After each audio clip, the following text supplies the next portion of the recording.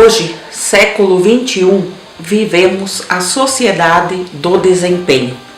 Antes de falar da sociedade do desempenho, eu quero remontar um pouco à sociedade disciplinar preconizada por Foucault no século XX. A sociedade disciplinar foi uma sociedade em que o indivíduo ele vivia seguindo normas, leis e devia ser um indivíduo muito obediente para melhor produzir, para melhor seguir as regras, as leis da sociedade e do trabalho. Bem, nós temos hoje um filósofo chamado Byung-Chul Han, sul-coreano, mas radicado na Alemanha. Esse filósofo, ele tem coisas interessantes a nos falar. A sociedade do desempenho. O que seria isso? A sociedade do desempenho, ela diz mais do que isso. Ela induz os indivíduos a serem ativos, empreendedores, a terem iniciativa. Há um tempo atrás, tinha uma palavra na moda falada por várias pessoas que era proativo. Aquela pessoa que trabalha e trabalha e trabalha, que participa de mil outras coisas, tem funções, tarefas na sociedade. Essa é a sociedade do desempenho. Porém, essa sociedade ela tem um custo muito alto. Por quê? Porque os indivíduos eles devem sempre seguir objetivos que são talvez inalcançáveis. Nunca está bom o suficiente. O indivíduo, por mais que ele trabalhe, por mais que ele participe de círculos sociais, por mais que se exercite em academias de ginástica e tal, ele nunca se sente bom o suficiente. Parece que ele nunca produz o suficiente. Os limites do seu corpo, eles devem ser continuamente transgredidos. O seu peso nunca está ao ideal, o nível do colesterol não está bom, o cabelo não está adequado e assim vai. Então, são limites que sempre devem ser superados até o infinito. Mas a pergunta que fica é a seguinte: quem é capaz de ser quase perfeito?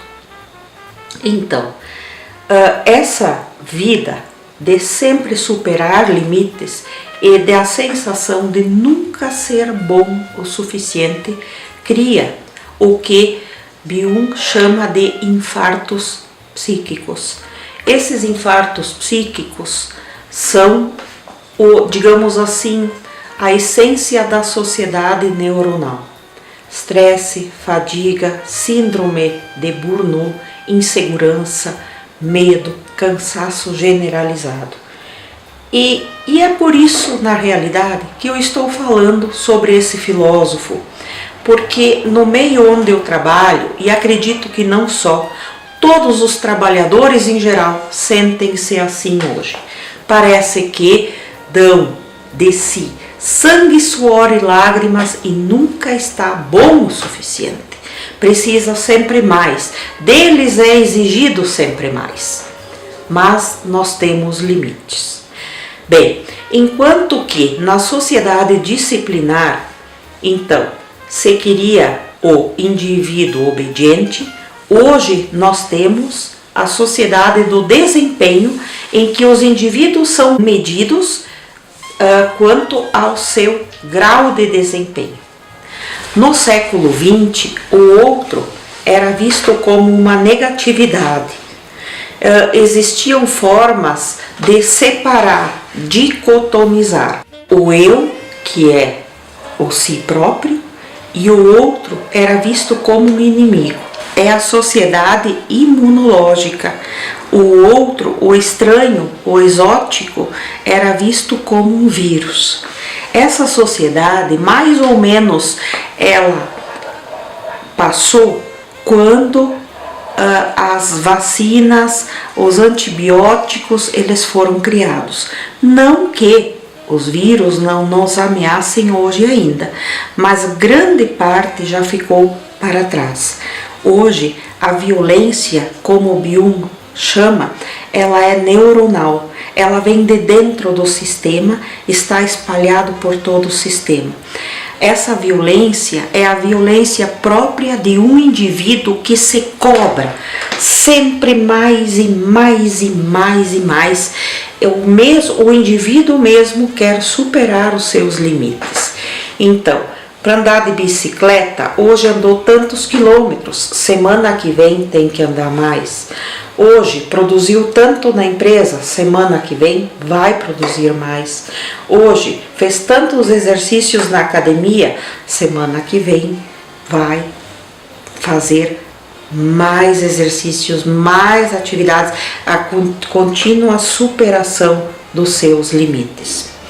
Agora, quando essa contínua superação ela não é reconhecida como tal, enquanto tal, cria-se o que Byung chama de colapsos psíquicos. Esses colapsos psíquicos que a gente já falou, eles são vários. Nós temos, por exemplo, uma sociedade campeã Nós temos, por exemplo, uma sociedade campeã em suicídios. Se formos pesquisar, a grande maioria desses suicídios está justamente nessa condição. Então, não há um reconhecimento social à altura de nós sujeitos. Podemos fazer o que quisermos e tudo aquilo que está ao nosso alcance, que na realidade isso não vai bastar. Chegar lá, ser 100% é uma utopia, mas tentamos continuamente. Aliás, nós queremos ser mais do que 100%. É isso que dita a nossa sociedade. Você pode sempre mais. Yes, we can. É essa a meta.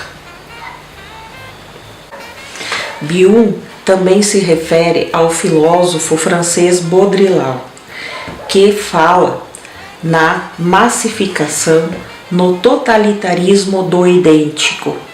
Com isso, o outro, ele não é visto mais como exótico, como estranho, mas apenas um ser diferente que nós devemos acolher.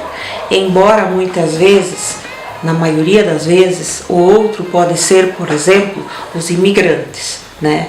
Então, essa questão, ela está em aberto, não está ainda nem de longe a ser resolvida. Mas temos outras questões aí que o Baudrillard, ele nos fala. Por exemplo, a homogeneização. Cada vez mais nós pensamos as mesmas coisas, comemos as mesmas coisas, ficamos mais semelhantes, temos as mesmas preferências. É a massificação da cultura e nós não nos apercebemos disso. Os meios de comunicação, com certeza, eles têm também muito a ver com isso. Bem, ainda mais uma coisa que eu gostaria de comentar aqui é que toda essa motivação para que nós sejamos multitarefeiros hoje na sociedade, multitarefeiros no sentido de trabalhar cada vez mais, no sentido de fazer 1001 coisas, ela tem muito a ver com o animal selvagem. O animal selvagem, ele é multitarefa. Por quê? Porque ele tem que fazer várias coisas, se prevenir dos inimigos, né? Atacar antes que venha alguém, conseguir alimento, conseguir o repouso necessário, né? Então, assim, ele tem várias coisas como uma única função, de se manter vivo, de continuar vivo, nessa selva, na selva onde ele vive, né? E nós, na nossa sociedade, também somos multitarefa. Então, até que ponto nós estamos semelhantes a animais selvagens? Como é que fica a nossa sociedade e como é que ficam ali as nossas relações sociais, que é o que nos torna, de fato, humanos? Mas uma condição essencial para a criação, para a invenção, para a imaginação é o silêncio, é a concentração, é o estudo, é a contemplação.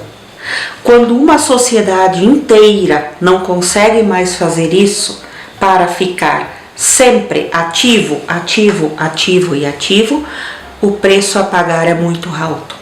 É a reprodução, é a repetição das mesmas coisas. Aí vocês vão comentar, mas como? Sempre tem invenções na sociedade.